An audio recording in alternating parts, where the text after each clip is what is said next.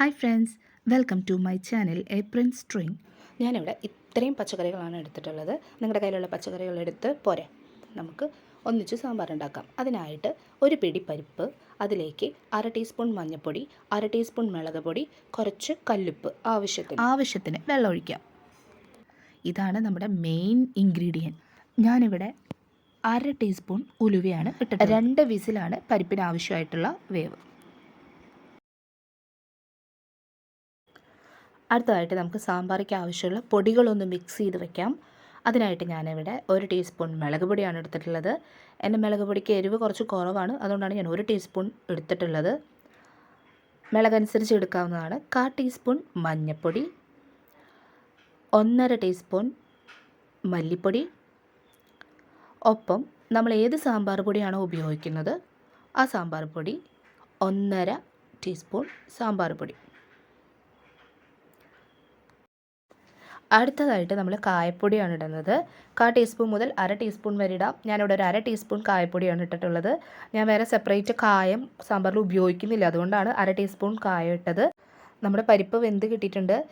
നമ്മൾ അരിഞ്ഞു വെച്ചിട്ടുള്ള പച്ചക്കറികളും അതിൽ കൂടെ 2 പച്ചമുളക്, കുറച്ച് കായപ്പൊടി, കുറച്ചുകൂടെ കല്ലുപ്പ് ആവശ്യത്തിന് ഇടുന്നുണ്ട്.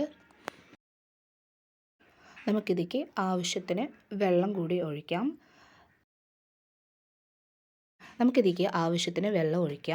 നമുക്ക് കറി എന്തോരം വേണോ അതിനനുസരിച്ച് വെള്ളം നമുക്കതിലേക്ക് ഒഴിക്കാം. ഈ പച്ചക്കറി വേവുന്നതിനായിട്ട് മീഡിയം ഫ്ലെയിമിൽ 1 വിസിൽ വരുന്നതിന് മുമ്പ് ഓഫ് ചെയ്യണം.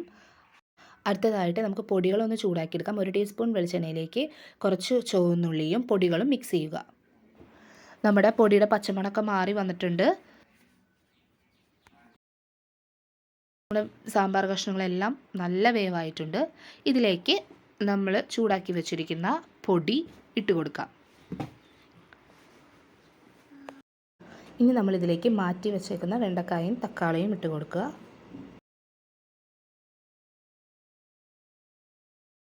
അതിൻ്റെ ഒപ്പം തന്നെ നമ്മൾ പുളി ഞാൻ ഇട്ട് വെച്ച വെള്ളമല്ല ഒഴിക്കുന്നത്. പുളി ആ വെള്ളത്തിൽ ഒന്ന് ഞരടി അതിൻ്റെ പൾപ്പോട് കൂടിയിട്ടാണ് ഞാൻ ഒഴിക്കുന്നത്. എല്ലാം ചേർത്ത് നന്നായി ഇളക്കി യോജിപ്പിക്കുക. അതിനുശേഷം നമുക്കൊന്ന് ഫുള്ള് ക്ലോസ് ചെയ്യരുത്, കുറച്ച് മാത്രം അടച്ച് വെച്ച് ഒന്ന് തിളപ്പിക്കാം. സാമ്പാർ നന്നായി തിളച്ചിട്ടുണ്ട്. അതിലേക്ക് നമുക്ക് കുറച്ച് കറിവേപ്പില ഇട്ട് കൊടുക്കാം. നമ്മുടെ സാമ്പാർ ഇപ്പോൾ റെഡി ആയിട്ടുണ്ട്. സാമ്പാർ ഇരിക്കുമ്പോൾ അത് ഒന്നുകൂടെ കുറുകും. കുറച്ചുകൂടെ ഒന്ന് വെള്ളം വറ്റിച്ചെടുക്കുന്നുണ്ട്. കുറച്ച് നേരം കൂടി ഒന്ന് അടുപ്പത്ത് കിടന്ന് വെള്ളം ഒന്ന് വറ്റട്ടെ. അടുത്തതായിട്ട് നമുക്ക് കാച്ചി ഒഴിക്കണം. അതിന് വേണ്ടിയിട്ട് ചീനച്ചട്ടി ചൂടാക്കി അതിലേക്ക് 2 ടീസ്പൂൺ വെളിച്ചെണ്ണ ഒഴിച്ച് കടുക് പൊട്ടിച്ച് വറ്റൽമുളകും വേപ്പിലയും ഇടാം. ഇതൊന്ന് മൂത്ത് വരുമ്പോൾ അതിലേക്ക് 1/2 ടീസ്പൂൺ നമ്മൾ ഉപയോഗിച്ച സാമ്പാർ പൊടിയും അതുപോലെ തന്നെ 2 പിഞ്ച് കായപ്പൊടിയും ചേർത്ത് കൂട്ടി യോജിപ്പിക്കാം. പൊടികളുടെ പച്ചമണം മാറുന്നത് വരെ ഒന്ന് ഇളക്കി കൊടുക്കാം. നമ്മൾ കാച്ചി വെച്ചിരിക്കുന്നത് നമ്മുടെ സാമ്പാറിലേക്ക് ഒഴിച്ചു കൊടുക്കാം. നമ്മുടെ സാമ്പാർ ഇവിടെ റെഡി ആയിട്ടുണ്ട്. ഇനി നമ്മളിത് അടച്ച് വെക്കുക. ഉണ്ടാക്കി വെച്ചിരിക്കുന്ന കുക്കറിൽ തന്നെ വെയിറ്റ് ഇടാതെ കുക്കർ അടച്ച് വെക്കണം. എപ്പോഴാണോ നമ്മൾ സെർവ് ചെയ്യുന്നത് അപ്പോൾ മാത്രം തുറന്നാൽ മതി. സാമ്പാറൊക്കെ ഉണ്ടാക്കാൻ കുറേ ടൈം വേണം, വലിയ പാടാണെന്ന് പറയുന്നവർക്കാണ് ഈ റെസിപ്പി ഏറ്റവും എളുപ്പത്തിൽ ഏറ്റവും ടേസ്റ്റി ആയിട്ട് നമുക്ക് വീട്ടിൽ സാമ്പാർ ഉണ്ടാക്കാം. നിങ്ങളിത് ട്രൈ ചെയ്ത് നിങ്ങളുടെ അഭിപ്രായം എന്നെ അറിയിക്കണം. തുടർന്നും ഇതുപോലത്തെ ട്രഡീഷണൽ ആയിട്ടുള്ള റെസിപ്പീസ് നിങ്ങൾക്ക് കാണണമെന്നുണ്ടെങ്കിൽ എൻ്റെ ചാനലൊന്ന് സബ്സ്ക്രൈബ് ചെയ്യണം.